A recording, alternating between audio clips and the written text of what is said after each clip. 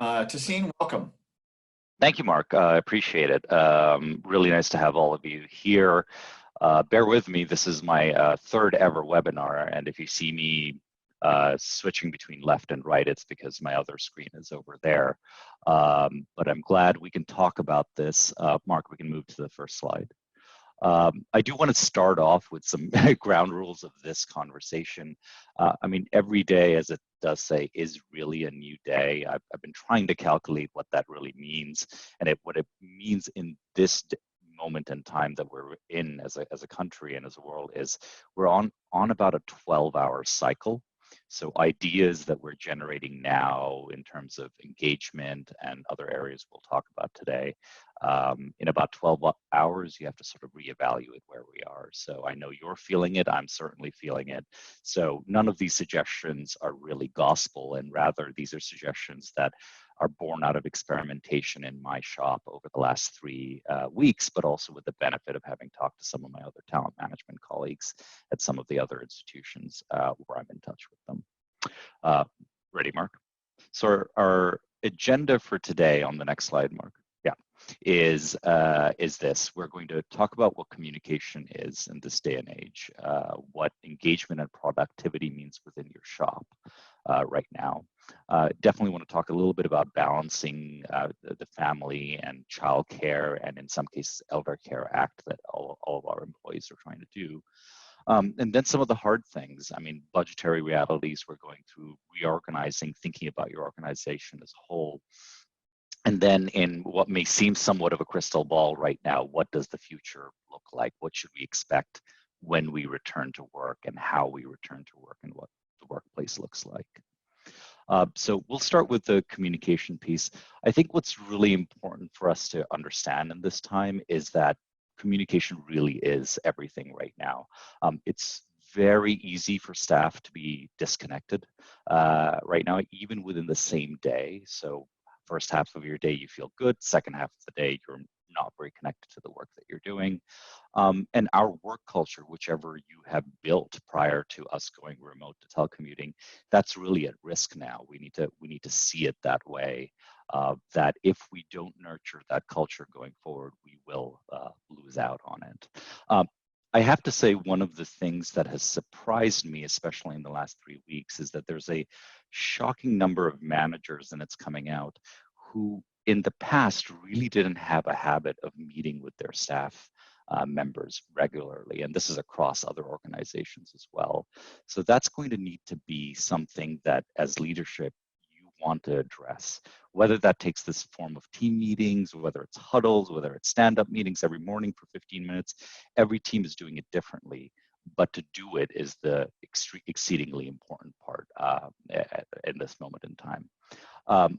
Also, you all know some leaders who are very active in being connected to their staff, and we all know leaders who are not. So to put it rather directly and bluntly, this is definitely not the time for absentee leadership, because if there is a time when everybody wants to follow that leader and do exactly what is said, now is that time. So for those for whom this is new and this is different, one of the things you can really begin to embrace is the use of videos. And that's just using your phone and doing a 30 or 60-minute video that you then send out to the entire staff. Washington State University up in Washington did something similar. I know of at least 6 or 7 other large organizations, including hospitals, where they're doing anywhere between daily to weekly staff announcements. On the topic of that, if you come from a culture where you are doing weekly staff announcements about what's happening with the staff, updates on COVID-19, now might be the time to consider turning them into daily staff announcements, which is what we've done, for example, at Rutgers. On the other hand, you may be in a culture where that kind of weekly staff announcements was not a thing. Well, then now is that time to do that weekly staff announcement. So, and that can include a number of things. One area that you can add is how people are adapting to this change. Another one that you can add is updates on our operational decisions that we've made. But all in all, the more you communicate, the better. And more you embrace saying, I don't know, is going to be even more important right now, because there is a heck of a lot that we don't know right now. Mark, ready for next? So the next thing is engagement and productivity within your staff. There's been a real debate right now nationally, especially amongst talent management folks, where the budget is held for training, about whether we should continue the training or not. And relatively universally, particularly since you're probably going to have to make some budgetary decisions, which we'll talk about in a bit, it's important that we continue that training, whether that's outsourced training, whether it's training you do in-house, which is what we do. Either ways, the training serves multiple purposes, which is connecting and keeping the tools sharp, specifically for fundraisers. Every other morning, I have a sit-down meeting with our vice presidents for fundraising to understand, are our fundraisers speaking to each other and sharing what they're learning? So case in point, if you rewind 2 weeks ago, we all thought, okay, the pivot for us right now for fundraising is going to be, let's do one-on-one videos with our donors. And then very quickly later that week, a lot of conversation pivoted to, no, now is the time to just do stewardship. Let's just do stewardship calls and talk about that. And then very quickly that shifted again to, well, the videos are working a little bit, not that much. It depends heavily on the donor's ability to do that. But phone calls, talking about those phone calls, and understanding, giving donors an understanding of our reality is what's working best. Now, you just saw what I did. I talked about changes in 1 week to another week. The net is, if you don't have a forum where your fundraisers are communicating with each other and sharing this learning, we're sincerely missing out, because you can have 3 or 4 fundraisers seeing success in one area and one tactic, and others not having employed that tactic. And if that communication doesn't happen, your productivity will certainly drop. As an aside, to maintain some activity and connection, you really ought to think about some special interest group get-togethers over WebEx. So for instance, we're doing coffee with leadership.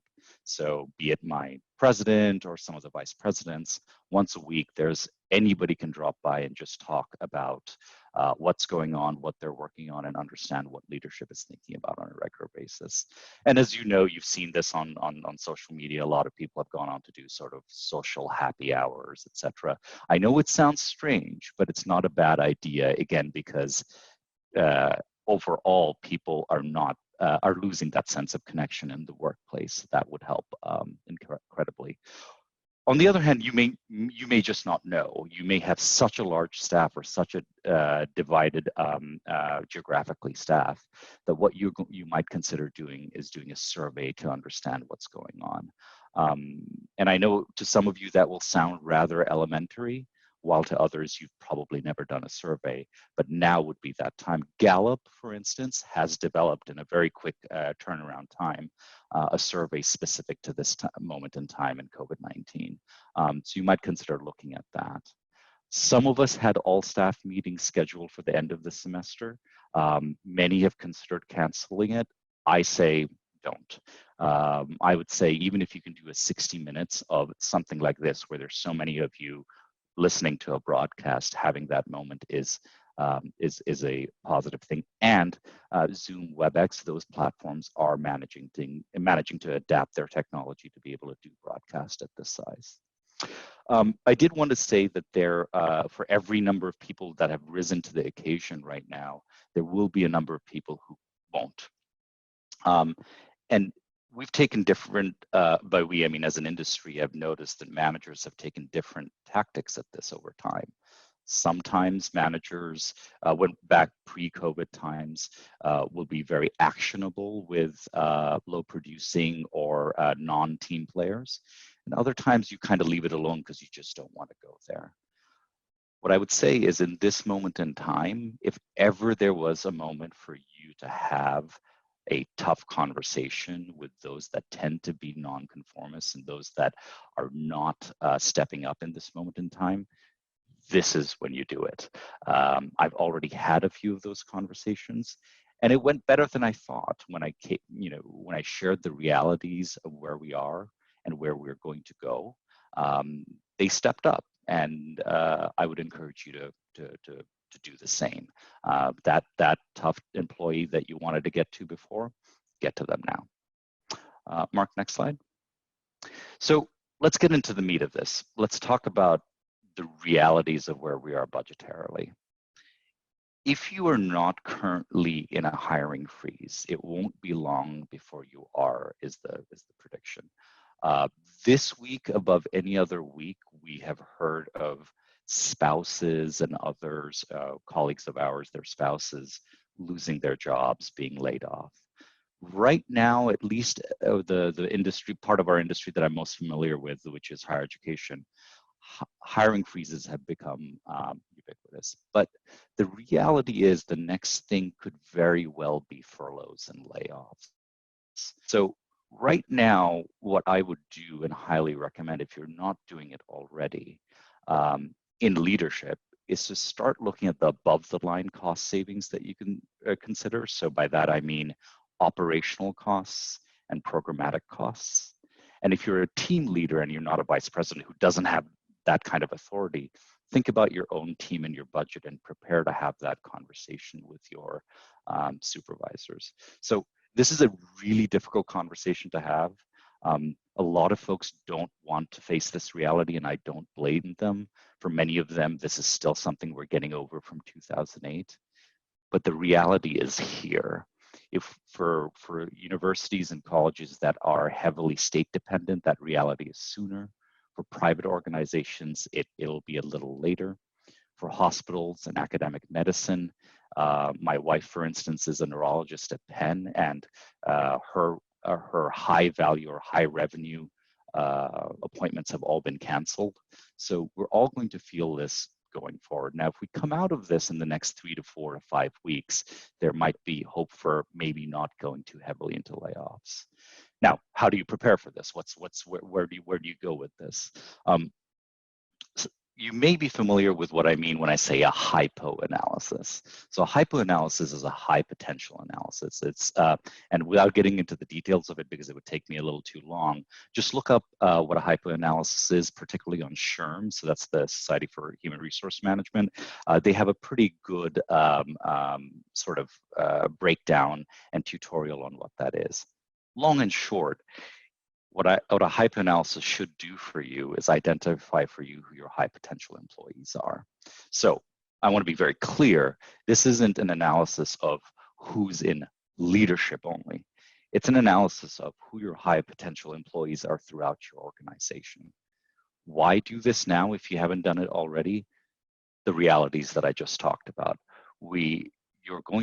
You may very well find yourself in a position where you're going to have to make the decision on who is going to stay and who is not.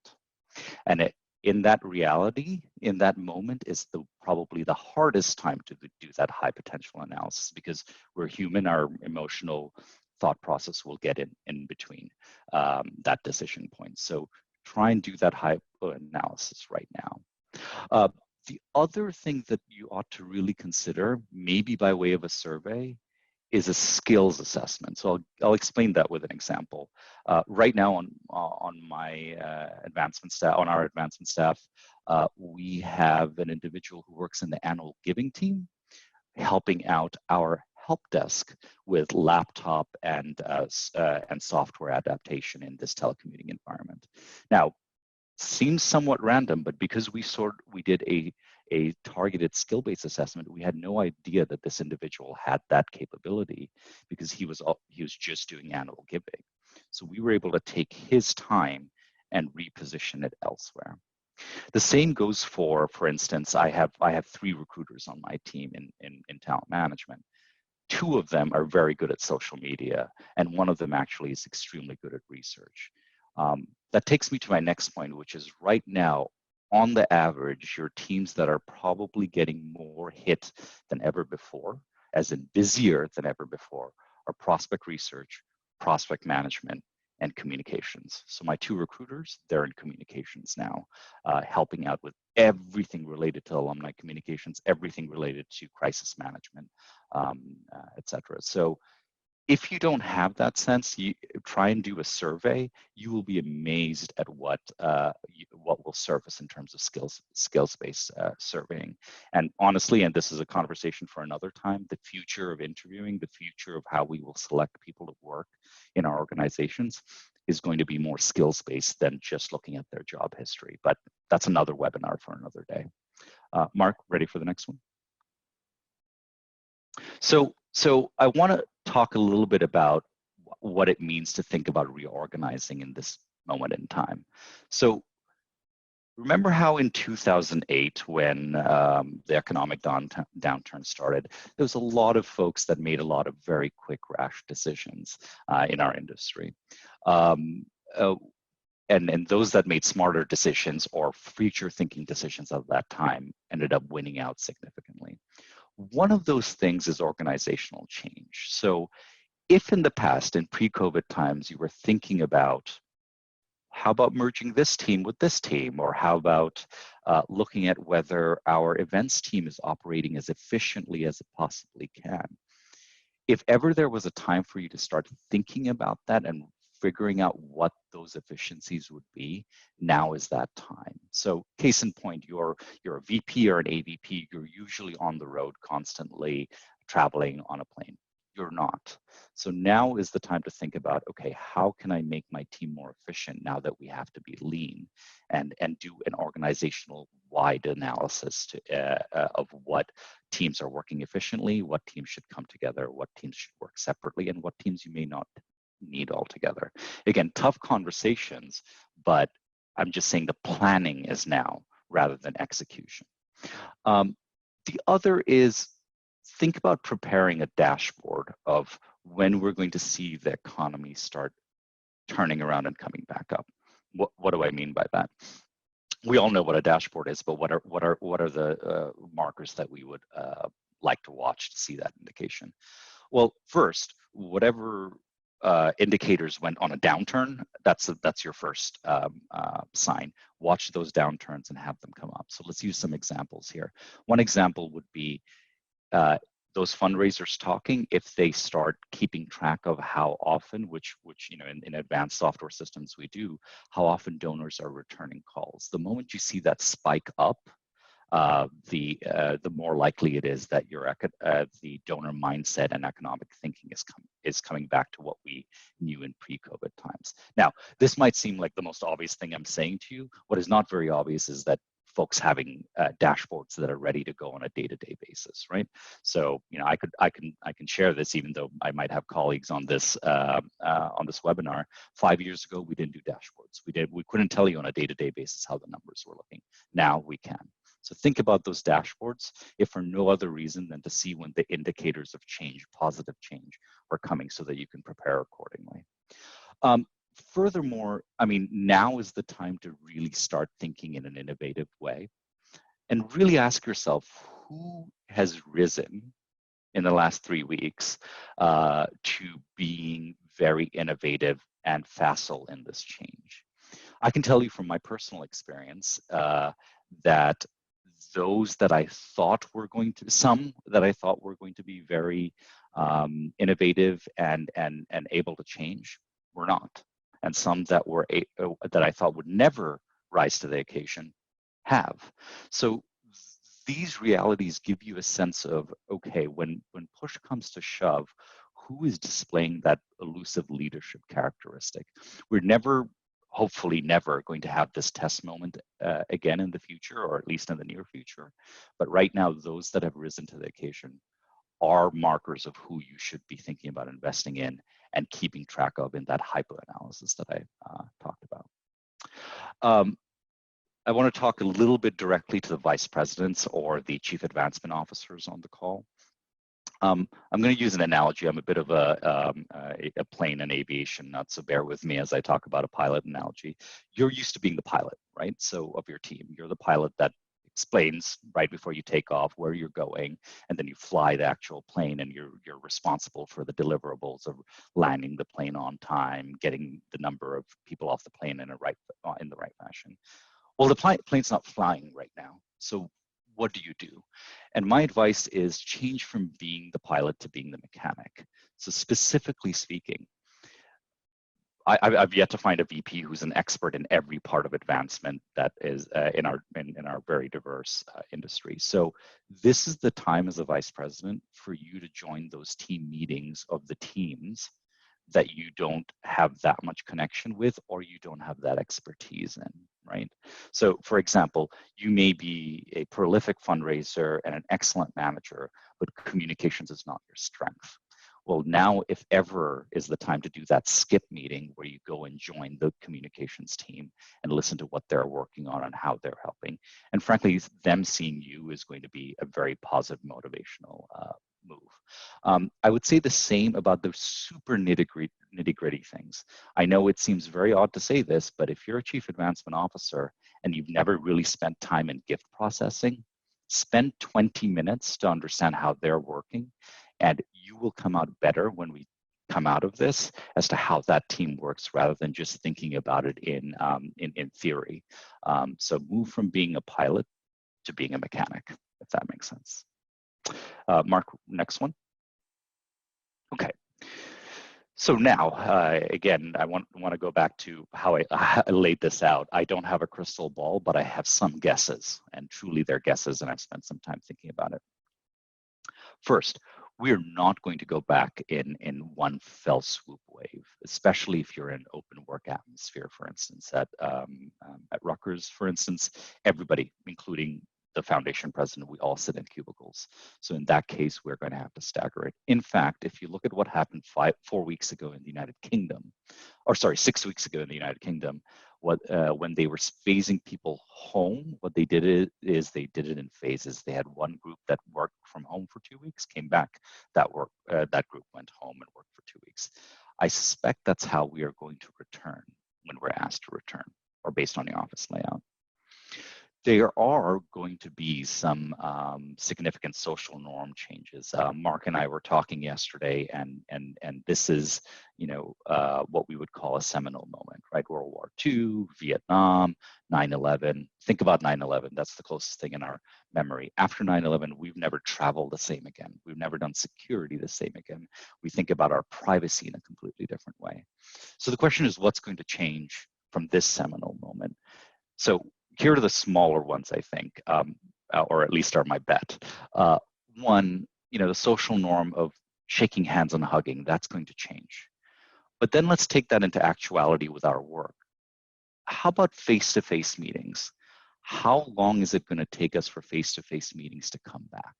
Maybe it will snap back because we've missed it, or the fear is going to set in enough that fundraisers trying to get those face-to-face meetings will get donors pushing back saying, why don't we just talk on the phone? Because we've been doing it for the last 3 months, we can do it now. So you want to be prepared for what that is going to be. Also, there is likely to be an increase in the number of Zoom meetings like this. Even if you have the most technologically advanced office possible, prior to COVID, utilization of Zoom was not a big thing. It is much bigger now, and it's very likely to continue. In that same regard, when we were talking earlier about how managers need to spend more time with their staff, some managers will revert back to their old habits where they are not talking to their direct reports on a regular basis. And it's incumbent on us as managers and incumbent on VPs to remind folks that the normal that we created momentarily during the COVID time is going to need to continue to a certain degree in order for us to find a new reality. On the other hand, there will be some managers that are likely to continue that process, but with the view of wanting to be micromanaging, right? Because right now there's some people checking in far more often than they do. They're seeing conveniences to that, and they're going to try and bring that convenience back into the office physically. And so be careful about that. I'm not sure how much that's going to be productive. It has to be somewhere in the middle. Now on telecommuting. I've been, if you've followed me on talks that I've done around the country, I've been a big advocate of telecommuting. Now, what big advocate of telecommuting prior to COVID-19 was me saying that at Rutgers, at least, you can telecommute 9 days out of the month, which for most people in most audiences that I spoke at was like, wow, I can't believe you do nine days. That's a whole lot more than we do. Well, folks, the cat's out of the bag now. We've all been working from home for several months, or will be several months by the time we get there. What's going to happen? Well, first, you're going to need to prepare to go back to a certain level of telecommuting, right? And before we get to that moment, I can't stress enough that leadership needs to get their heads together and figure out what that telecommuting policy in a post-COVID-19 time is going to look like. Because you are going to get those people who will say, I did this for 3 months, I should be allowed to do it from home. Now, those of you who have never allowed telecommuting before, my bet, you're never going to be able to go back to that again, to say that, no, we'll never telecommute again. So find that happy medium. If you want to know what those programs look like, be in touch with me. I have oodles of paperwork that can show you how it can be designed, but it is important that you think about that. Now, the other big thing is the talent market after this is all over. And I know that sounds like I'm thinking way too far in advance when we don't know the future, but this being my area of expertise and remembering being in the recruiting world post 2008, the following is what's going to happen. Or at least I think. We're going to be at the tail end of layoffs and furloughs. So there's going to be a massive supply, right? But 3 things will happen simultaneously. 1, your competitors will start hiring, and they will start hiring extremely aggressively.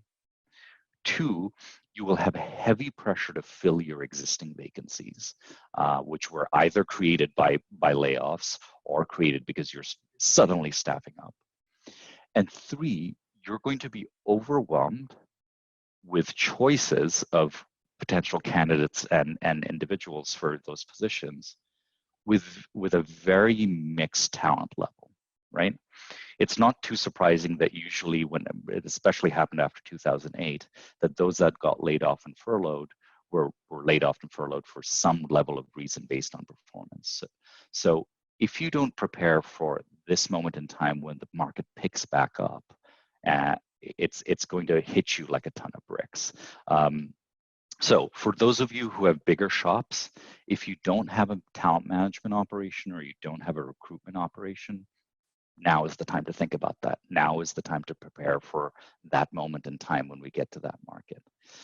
Those of you who do have talent management right now, I know this might sound selfish for me to say, but reproportion your people like I have elsewhere, but then bring them back and reconstitute that team and think about recruitment as a primary thing to do, because again, you're going to hit this market that I just described.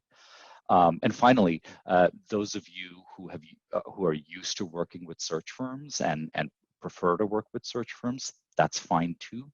But search firms will start booking up really heavily as soon as we start coming out of this. So have an honest conversation with your search firm saying, can't afford to do it right now, but as soon as this comes back, I need you to make me a priority, because that competitiveness is going to get extremely heavy. So Mark, I'm going to stop there right now and toss it back to you and see if we have questions. Great. At this point, what we'd like to do is ask people if they have questions. I've gotten a few sent to me in advance of this conversation, but really wanted to thank Tasim. First of all, thank you for a lot of thoughtful content. Mm-hmm. As you think about budgets, so hiring is going to be important. Certainly our institutions are, I have friends that are emergency room docs, and they're literally, they're getting furloughed because there's no, people aren't coming in for certain certain places for healthcare. So every place is struggling with what the budget looks like. Any thoughts on how we make sure we make the case for philanthropy as being a revenue source and not an expense, as organizations are fighting for resource, for lack of a better term? Yeah. So be it fortunately or unfortunately, however we want to look at it, and those of us who lived through it, will know quite well.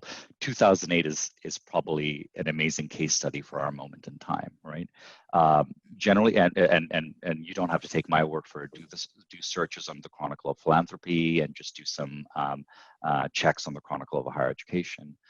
It will show, and Mark, this might not be a bad idea for us to work on and compile some of this information. It will show that those that let go of fundraisers during times of turmoil had a much harder time in the subsequent 2 to 3 years building that pipeline back again, right? So that's number one. Number two, but that's internal to us, right? Number two is we all are going to have to make that case to our board or to our institutional president or organizational president. Show our ROI. If your ROI, your cost per dollar raised, has been steady and strong and low over the last 2 to 3 years, now is the time to put that front and center with the board or with senior leadership, because often that is very quickly forgotten by the non-fundraising types, right? So with the board, especially with the budget committee of the board, get that information to them. If you don't have access to the board or you don't have airtime with the board, get that information to your chain of command, to the person that needs it. So those are two tangible ways to do it. Great. And to support that point, to see when we've looked at this historically, the places that slowed down their engagement level with donors, that decreased their investment in philanthropy, those are the places that did not ride the tide rising coming out of the last recession that we had. While we're not in a recession technically, it's likely that we will with 2 quarters. Yeah. If you think about, you mentioned the hypo analysis. Any thoughts on how that interfaces with our tradition of tenure at academic institutions and other nonprofits, where if you've been here the longest, you're most valued? Any thoughts about the order? Yeah. So first, the preamble, right?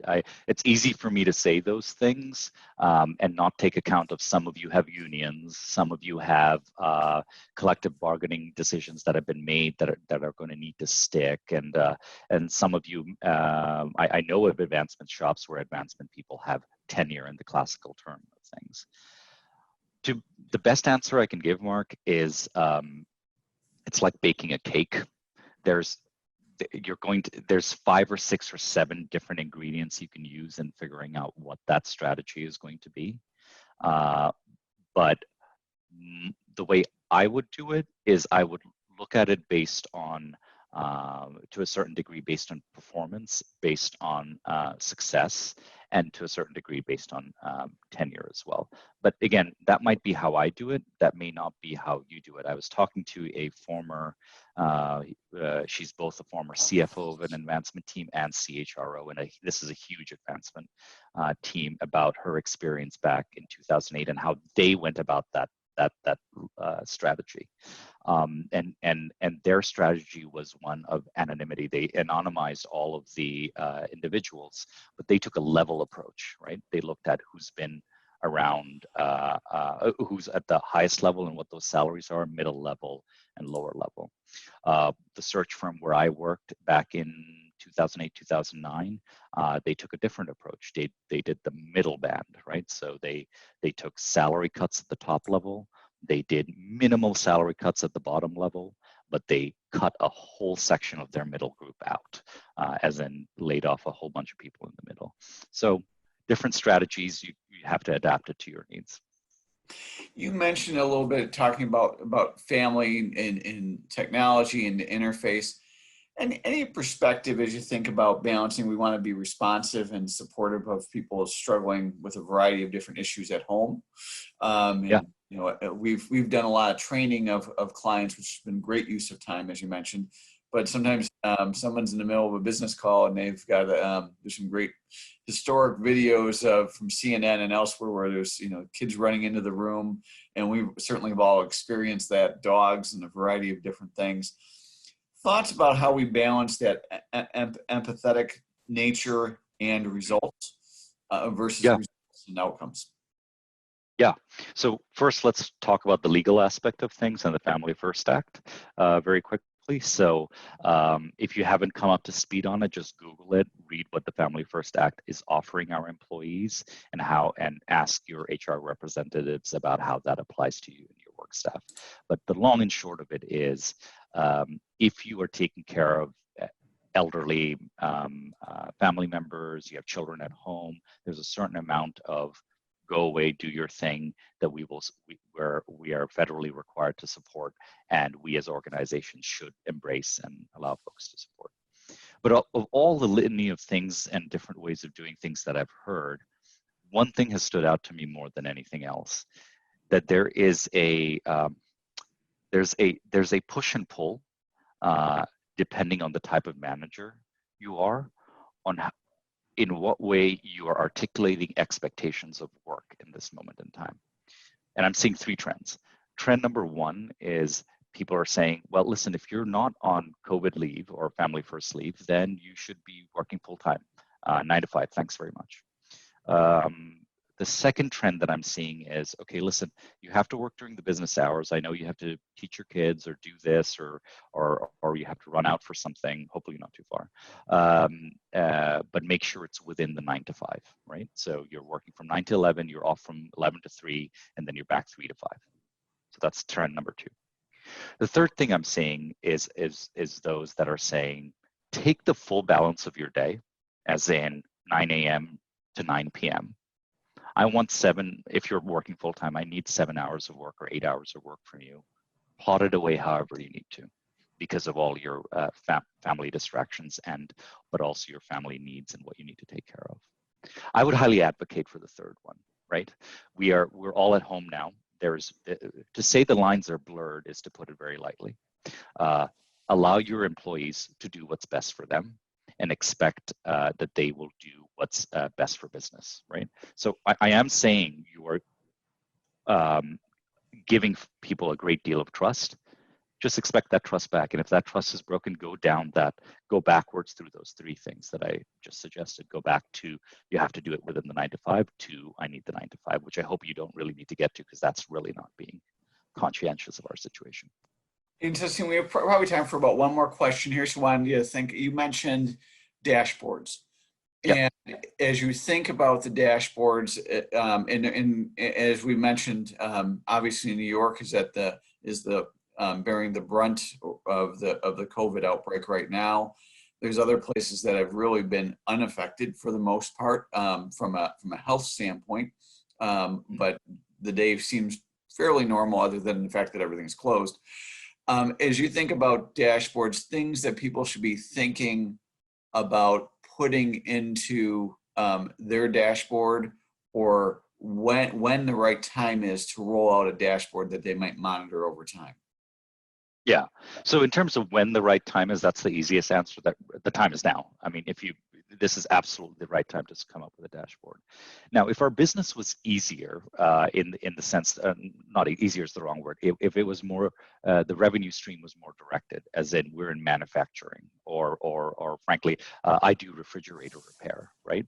Well, my dashboard is about one or two things: the number of phone calls I'm getting for appointments, and the amount of to what degree my supply chain for refrigerator fixing equipment is coming through, right? For our industry, it's not that easy, right? And Mark, as you quite rightly put it, there are some of us that are affected zones, like I am in New Jersey and New York, and there are those that, you could be in South Dakota, and because of just the sheer population size, the COVID numbers are fewer, but your donors are everywhere. So this is Mark and my colleagues at BWF, their expertise more so than mine, but the areas that I would tend towards is how having a dashboard of how many calls my fundraisers are making per day, as measured against how many are being actually completed.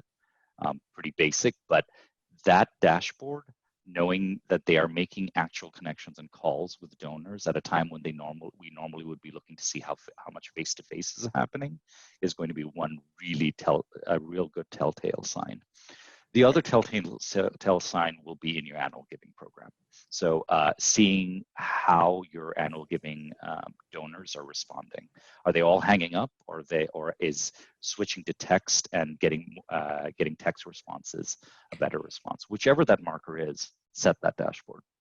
Yeah, and I think it's a great. You just maybe outlined what the next 10 webinars ought to be. One is, how do we reverse, it's been a pet peeve of mine, declining annual giving participation. A lot of institutions have allowed it to slide because dollars were growing. That was okay. They're going to find it's going to be important to build that participation.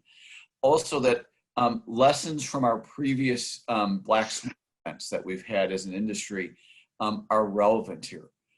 Certain industries are actually, I happen to know of a donor who is a online education program developer.